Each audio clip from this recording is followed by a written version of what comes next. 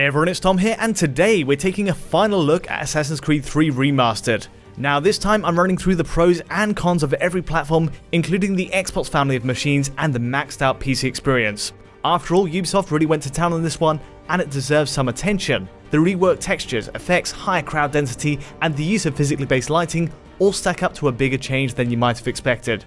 But the technical tweaks also extend to the second part of the package, with AC Liberation running with a different resolution and frame rate setup to the main game. More on that later. Now this is a console focused analysis, but I really wanted to see how the game ran in the best case. So here's the PC version to give you exactly that.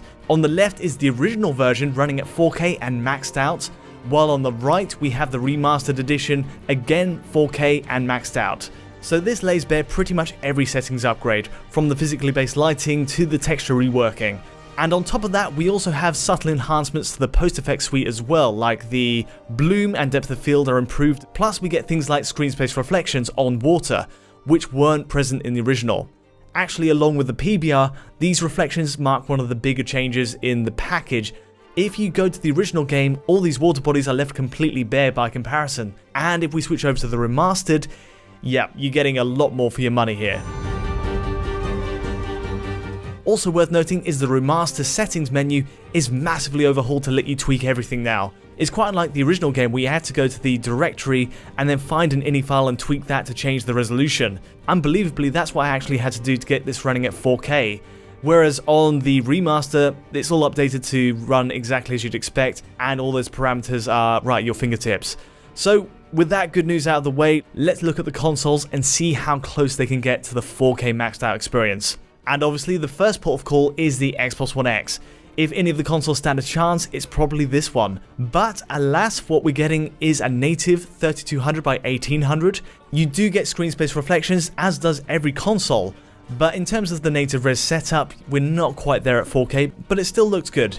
Certainly compared to the base Xbox One, which we'll move to next, which you can immediately tell is running at a much lower res. It's 1600 by 900, which means X is running at 4 times the pixel count overall.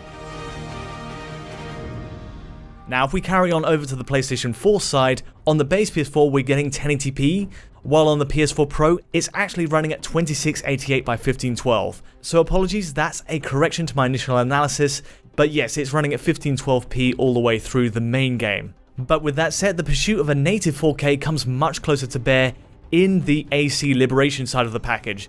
So on Xbox One X, we do get a native 4K, 3840 by 2160, which you might expect given this has origins as a Vita title. This is obviously improved with much better assets and textures, and in general the whole lighting model's been revamped since the original release, but fundamentally the geometry and the design of the game feels very much based on that level of hardware, and that seems to have helped the conversion process to getting this running at 4K on X. Whereas if we look at PS4 Pro next, what we're getting here is slightly unusual. It seems to be a native 4K in parts. Aspects of the geometry are a clear one-to-one match for a 4K capture, but what you also have is a kind of stippling effect. It seems to give you double width pixels horizontally on some edges, meaning it should come in at 1920 by 2160 if it is indeed reconstructing from a lower res. Though on both enhanced machines, the X and the Pro, you're going to see some very odd limitations with this one. There's a dithering effect to buildings too far away, almost like a fade-in transition effect as we move closer to them. It's in all likelihood a carryover from the days when it was made for a handheld, where you couldn't push so many polygons all in one scene. But it is worth noting that stippling effect on buildings is a bit more noticeable on PS4 Pro. Meanwhile, if we look at the base consoles for Liberation, it's just a straight native 1080p on both. So we're getting an upgrade on every machine, though PS4 Pro is still shy of the image quality possible on X here. It's worth stressing the resolution metrics here because visually speaking there's not a lot between them otherwise. You're getting, as I mentioned, the screen space reflections across the board, and if we look at the main game, the textures, effects and character models are identical between every machine. Now there are some exceptions. The post-effects suite is lower resolution on the base Xbox One compared to X, so if we look at these two platforms side by side, you can see there's more of a stair-stepping to the bloom there around the glow stick as we go down into the cave. But besides that, you're really getting a lot on the base console compared to X, and not much in the way of a high-res texture pack is really reserved for the higher-end consoles. What's interesting here is when you install it on Xbox One X, say if you transfer the game data over from a base Xbox One using an external hard drive, you're immediately required to download an extra 5 GB of data. Now, from what I've seen, there are no texture upgrades, but I can hazard a guess that the extra 5 GB goes towards the early pre-rendered cinematics, which would obviously look a lot better at 4K, and so in all likelihood that's where it's going. But otherwise the presets used on console are identical. Even down to the shadow mapping and the filtering cascade on shadows, it's very near to the player, and you can see this sort of cascade line as you walk ahead. It's a bit of a shame we're not getting more on X and Pro in this respect, but there we go. At least from the perspective of the base consoles, you're not really missing out on much. All of which leads us to the performance side. Now, I figure the more interesting comparison here would be between the base consoles first, because it turns out Xbox One's cut to 900p isn't quite enough to mitigate some of the more egregious drops. In my first analysis on PS4, I did note that the game largely played at 30 FPS with VSync engaged as well. What we get on Xbox One is quite unlike that.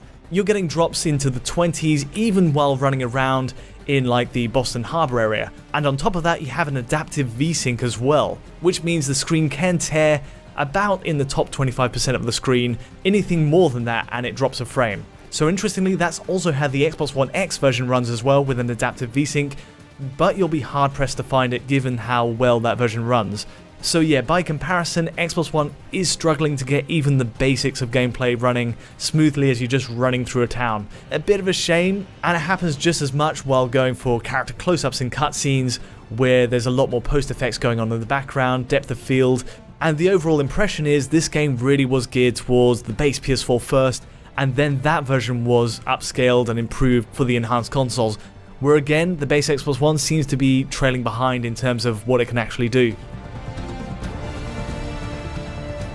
Next up, let's move over to the enhanced consoles.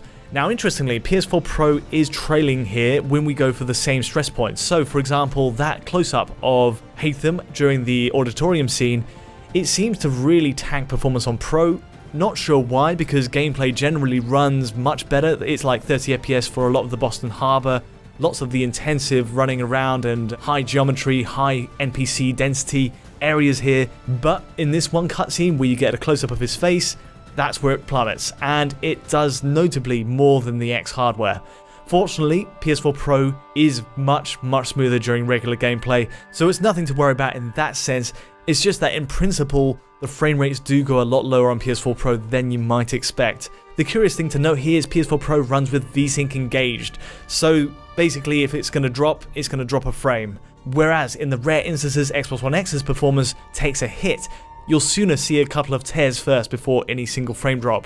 So overall, these two are pretty good ways to play. The only outlier really is the base Xbox One, where performance drops will stand out, even to the regular passerby.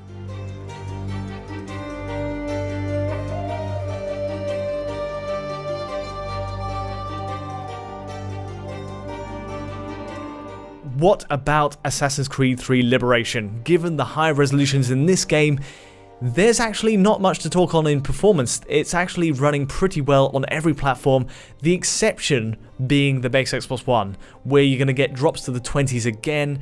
The difference is this time, VSync is actually engaged on all platforms, so no tearing whatsoever.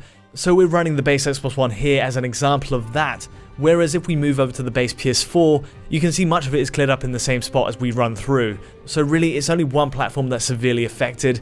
But for the rest of Liberation's opening act, I've noticed performance is much better than Assassin's Creed 3 in general. So there is good news there. All of this calls into question how the Switch version will compare, because obviously the Assassin's Creed series has notoriously always been a CPU hog, and also with the extra effects and PBR added to the remaster, we're looking at a toll on these consoles' GPUs as well.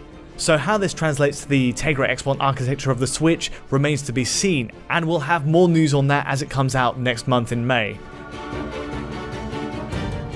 But as a summary of the fortunes of the console versions already out, that's all I've got today. Just a quick follow-up, if you did find this useful or interesting in any way, please give us a like or subscribe. and don't forget to hit the bell to get notifications as any video lands. To see this video at its source file quality, be sure to